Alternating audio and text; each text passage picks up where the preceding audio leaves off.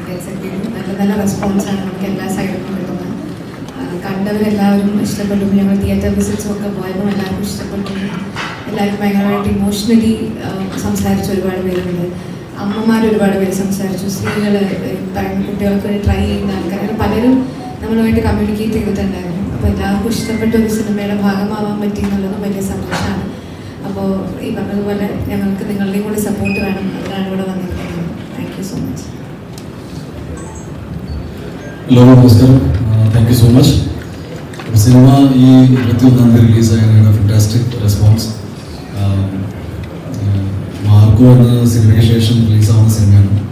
Marco എന്ന സിനിമയ്ക്ക് മുമ്പ് ഷൂട്ട് ചെയ്ത സിനിമയായിരുന്നു. ആൻഡ് ഞങ്ങൾക്ക് തോന്നി റിലീസ് കുറച്ചും കൂടി ഈ സമയത്ത് ചെയ്യുവാണെങ്കിൽ നന്നായിരിക്കുന്നു. ആൻഡ് വിചാരിച്ച പോലെ തന്നെ ഒരുപാട് നല്ല feedback in terms of family. ഇത് കംപ്ലീറ്റ് ഫാമിലി മൂവിയാണ്. ആക്ഷൻ സിനിമകൾ എന്ന് പറഞ്ഞാൽ ഒരു പടമേ ചെയ്തിട്ടുള്ളൂ. പക്ഷേ ഐ ജസ്റ്റ് ഫീൽ ദാറ്റ് എന്നെ ഭയങ്കരമായിട്ട് സപ്പോർട്ട് ചെയ്തത് ഫാമിലി ഓഡിയൻസാണ്. അപ്പോൾ അവർക്ക് വേണ്ടി ഒരു കംപ്ലീറ്റ് കുടുംബത്തെ കംപ്ലീറ്റ്ലി നമുക്ക് അറ്റൻഡ് ചെയ്യാൻ പറ്റുന്ന ഒരു സിനിമ ചെയ്യണമെന്ന് ആഗ്രഹം ഉണ്ടാകും. ഒരു കഥ എൻ്റെ അടുത്ത് മിസ്റ്റർ വൈ വി രാജേഷ് ഇവിടത്തിൻ്റെ സ്ക്രിപ്റ്റ് റൈറ്റർ പിച്ച് ചെയ്തപ്പോൾ വിനയുടെ പേര് പറഞ്ഞിരുന്നു. ഞാൻ സജീവിന് അത് ഭയങ്കര ഇൻട്രസ്റ്റിംഗ് ആയി തോന്നി. അങ്ങനെ ഓൾ ഗെറ്റ് ടുഗദർ ഈ സിനിമ സംഭവിച്ചു. സിനിമ പ്രതികരണം എന്ന് പറഞ്ഞാൽ എൻ്റെ ജീവിതത്തിൽ ഒരുപാട് നമ്മൾ സിനിമകൾ ചെയ്തിട്ടുണ്ട്.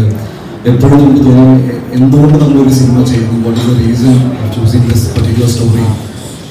ഞാൻ മനസ്സിലാക്കിയത് ഇന്ന് രാവിലെ ഒരു മെസ്സേജ് എന്നിലേക്ക് എത്തി. അതൊരു ഫേസ്ബുക്ക് പോസ്റ്റായിരുന്നു. എൻ്റെ ഫ്രണ്ട് എനിക്ക് ഷെയർ ചെയ്തപ്പോൾ കിട്ടിയതാണ്. ഇറ്റ് റെഡ് ദാറ്റ് ഒരു കുട്ടി അമ്മയോട് ചോദിക്കുന്നത് ഞാൻ എങ്ങനെയാണ് ഇവിടെ എത്തിയത് അച്ഛൻ്റെ അമ്മയുടെ കൂടെ. അമ്മയ്ക്ക് ഇത് പറഞ്ഞു കൊടുക്കാൻ ഒരു ഒരു ചെറിയ കുട്ടിയായതുകൊണ്ട് ഞാൻ ഭയങ്കര റീസൺസ് ഒന്നും കണ്ടെത്തിയില്ല. അവർ പിന്നീട് ഗെറ്റ്സ് എ ബേബി എന്ന സിനിമ കാണാൻ പോയി.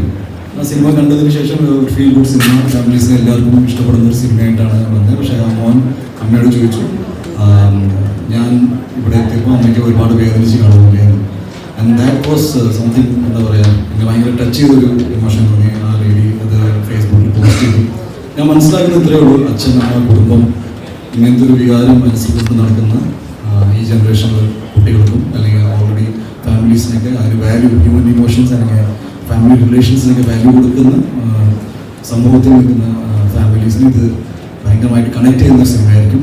ഞാൻ പേഴ്സണലി ഒരുപാട് ഇത്തരം സിനിമകൾ ചെയ്തിട്ടുണ്ട്. മേപ്പടിയാണ്, ആളുകൾ, ഷഫീൻ സന്തോഷം, ഈ ജയഗണേഷ്, ഈ സിനിമകളെല്ലാം ഒരു ബേസിക് ഹ്യൂമൻ ഇമോഷന് ഭയങ്കരമായിട്ട് വാല്യൂ കൊടുക്കുന്ന സിനിമകളാണ്. അതിൽ I just feel that gets A baby എന്നൊരു സിനിമ ഇതിൽ നിന്ന് കുറച്ചും കൂടി ഇമോഷണലി കണക്ട് ആവാനായിട്ട് എനിക്ക് ഫീൽ ചെയ്തു, സജീവിന് ഫീൽ ചെയ്തു, അതിലൂടെ ഇരിക്കുന്ന എനിക്കില്ല വിനയ എല്ലാവർക്കും. ഇങ്ങനത്തെ ഒരു സിനിമ കൂടി ഒരു ആക്ഷൻ സിനിമ ചെയ്യുന്ന സമയത്ത് ഇത്തരം സിനിമകളുണ്ട്. ഈ ഒരു സിനിമയുടെ വലിപ്പം ബഡ്ജറ്റിലല്ല, ഐഡിയയിലാണ്, കോൺസെപ്റ്റിലാണ് സിനിമ വലുതാവുന്നത്. ഐ ഫീൽ എൻ്റെ കരിയറിൽ തന്നെ ഏറ്റവും ഇൻറ്റൻസ് ആൻഡ് ഏറ്റവും വലിയ തോട്ട് ഗെറ്റ്സ് എ ബേബിയിലൂടെയാണ് നമ്മൾ പങ്കുവെച്ചിരുന്നത്. നിങ്ങളുടെ എല്ലാവരുടെ സപ്പോർട്ട് ഈ സിനിമ ഫാമിലി ഓഡിയൻസിലേക്ക് എത്തിക്കാൻ ഞാൻ റിക്വസ്റ്റ് ചെയ്യുന്നു. Thank you for coming here. This the whole idea. Feedback ഗംഭീരമാണ്. ഇനിയും സിനിമ പതിയെ പിക്കപ്പ് ചെയ്തിട്ട് നല്ല രീതിയിൽ മുന്നോട്ട് പോകും. അപ്പോൾ അതുവരെ നിങ്ങൾ കാണാത്തൊരു സിനിമ കാണണം. ആൻഡ് സോ ദാറ്റ് നിങ്ങളുടെ റെസ്പോൺസും പബ്ലിക്കിലേക്ക് എത്തിക്കാൻ സാധിക്കും.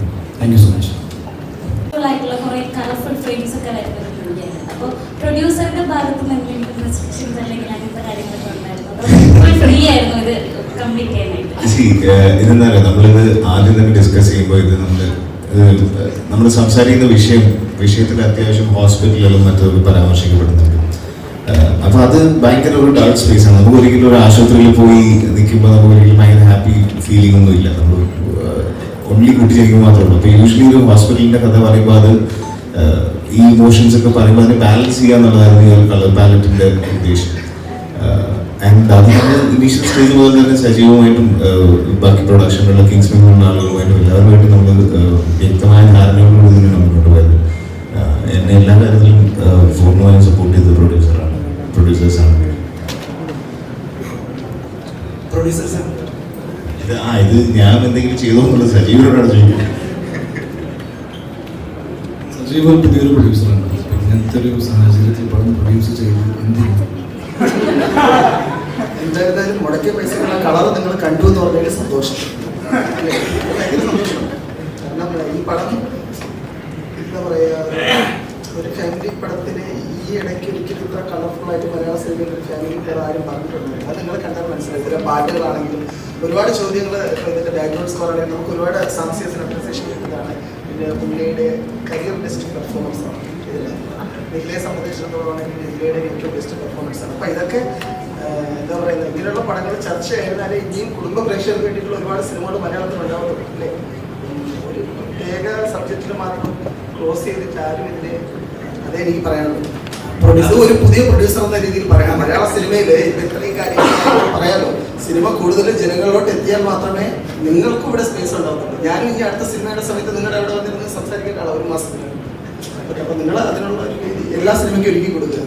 പ്രൊഡ്യൂസർ സാർ, ഞാനങ്ങനെ ഒരു വിമർശനം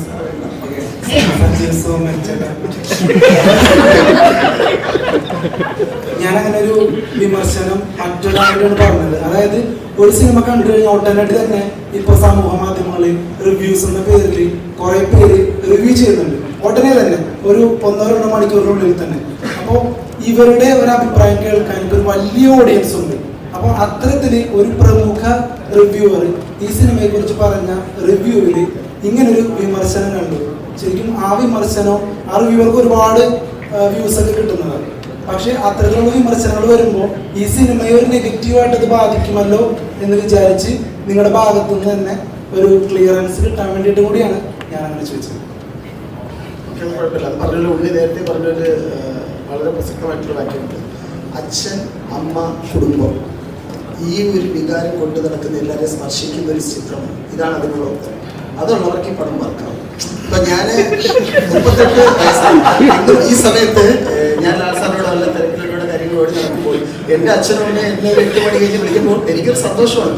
അപ്പൊ അവരുള്ളപ്പോഴേ എനിക്ക് അവരുടെ ഒരു വാല്യൂ അറിയാൻ പറ്റുന്നത്. അപ്പൊ ആ വികാരം കൊണ്ട് നടക്കുന്ന എല്ലാവർക്കും, അത് കേരളത്തിലുള്ള എല്ലാ മലയാളികൾക്കും, ബാക്കിയുള്ളവരെ എനിക്ക് പറയാൻ പറ്റത്തില്ല. എനിക്ക് അങ്ങനെയുള്ളവരുടെ ഫീലിംഗ് എനിക്കുള്ളൂ. ഉത്തരം ക്ലിയർ ആണെന്ന് പ്രതീക്ഷിക്കുന്നു. അല്ല, അപ്പൊ ഇത്തരത്തിലുള്ള പ്രമുഖ റിവ്യൂവേഴ്സ് ഇപ്പൊ ശകുനം മുടക്കി എന്നൊക്കെ പറഞ്ഞ പോലെ പ്രേക്ഷകർ മുടക്കി എന്ന് തോന്നുന്നുണ്ടോ? അല്ല, അങ്ങനെയല്ല. അവർക്ക് ആർക്ക് വേണോ അവരുടെ അഭിപ്രായം പറയാനുള്ള വേദിയുണ്ട്. ഇപ്പൊ ഞാൻ ഒരു സിനിമ കണ്ടു കഴിഞ്ഞാൽ ഞാൻ നാട്ടുകാരുടെ അടുത്ത് പോയിട്ട് അവരുടെ എങ്ങനെയുണ്ടെന്ന് ചോദിക്കാറില്ല. എനിക്ക് ഏറ്റവും വിശ്വസ്തനായിട്ടുള്ള ആൾക്കാരുടെ അടുത്ത് എങ്ങനെയുണ്ടെന്ന് ചോദിക്കും.